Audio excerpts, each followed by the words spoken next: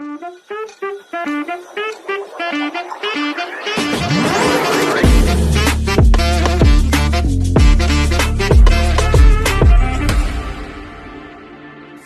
na ba? Hello? Hello everybody! What is up ulit mga ladies and gentle boys? Ganda ng araw ngayon! It's very calming and sarap. Masarap. So today is Thursday, April 11. Time check 8:30 na ata. At ito yun naman yan, no? Look at the view. Wow. So ulit, for today's agenda, tayo ay tatambay sa may Calle Rizal Cafe or something. Sana tama yung pronounce ko nung lugar. Pero sa aking pagkakaalam, at may nagsabi sa akin na meron daw doon sa mismong kafehan or cafe na naka-display na Ducati Panigale. So, syempre, na-curious tayo. Kaya pupunta tayo doon ngayon. Sabi kasi ng mga kasama natin, na mga kakilala rin natin, na meron daw na nakapark doon na dalawang Ducati Panigale at isang ZH2 tsaka Ducati Scrambler. So syempre, since maaga pa naman at ang bukas sila is 8 AM and open na sila doon, pupunta tayo doon sa Calle Rizal para tumambay ng onte. And syempre, mapakita na rin yung mga ibang mga maayos at magagandang motor doon. Tapos tignan natin kung magkano yung presyo if ever na sakaling pumunta kayo or gusto nyo lang tumambay doon. From what I know kasi, open sila 8 until 12 AM ng Thursday. So depende yun sa oras and sa schedule ng araw, if holiday siya or hindi.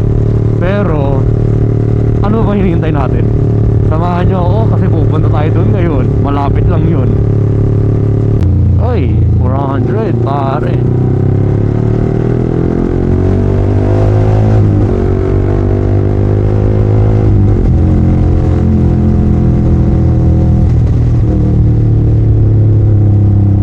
Nice one.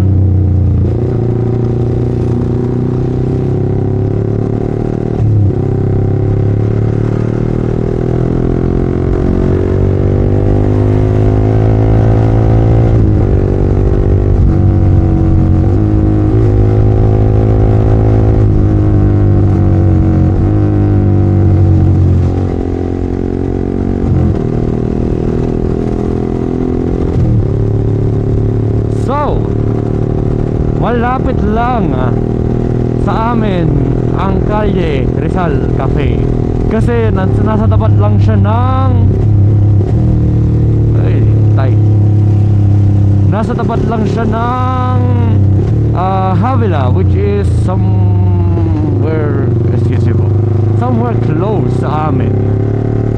Kasi sa tapat lang naman siya sa simbahan eh. So, tapat ng simbahan, tapos Havila, tapos yung Calle Rizal, nasa tapat lang na mismo. Yung ganda oh. Damn. Sheesh. So pagkakita natin dito, malapit na rin yan. Kaya kita-kita na lang din. Or siguro hindi ko na lang ikakat yung video para at least makita yung daan. If ever na taga Angono, Binangonan, Antipolo kayo, madalaman nyo rin naman to. Pero if ever you want to visit Calle Rizal Cafe, alam ko nasa-search yan sa maps. So kahit doon nyo na lang anuhin. Pero ito na ang aming checkpoint. Kasi pagdating dito, alam ko malapit na ako sa Antipolo eh. Ayun o, welcome Antipolo. malapit na tayo dito. Dapat kikitain natin sa nating kaibigan sa Dear Joe, which is yung dito lang. Pero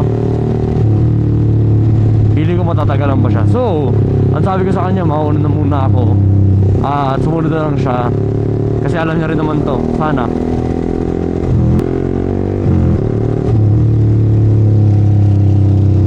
Ayan guys, if ever makikita nyo, ewan ko kung kita eh, malakas yata, naka-auto brightness yung cam ko eh. Pero ito, ayun o, Dear Joe.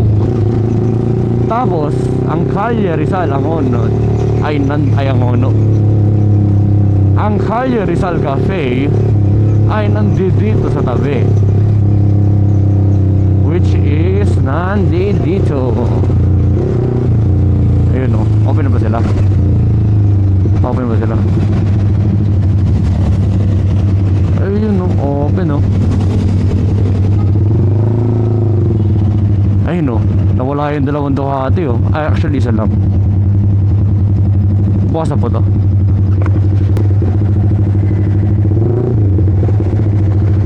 Ayun o, so nandito na tayo. Oops, sobra na ako. Nandito na tayo. At ayun o, kita nyo. Ayun o, Panigale o. Tsaka Scrambler. Wala yung ZH2 dito. Tsaka yung isang Ducati. Ewan ko, super ligera yun o ano. Pero ito yung simbahan na sa tapat na sinasabi ko, ang Transfiguration of Christ Parish Church, which is katabi lang siya ng Havila. So if ever malapit lang kayo dito, pwede naman kayo pumunta dito. So siguro dito ko matatapusin yung video since wala, magkakapit tayo eh. Kaya natin yan. Okay.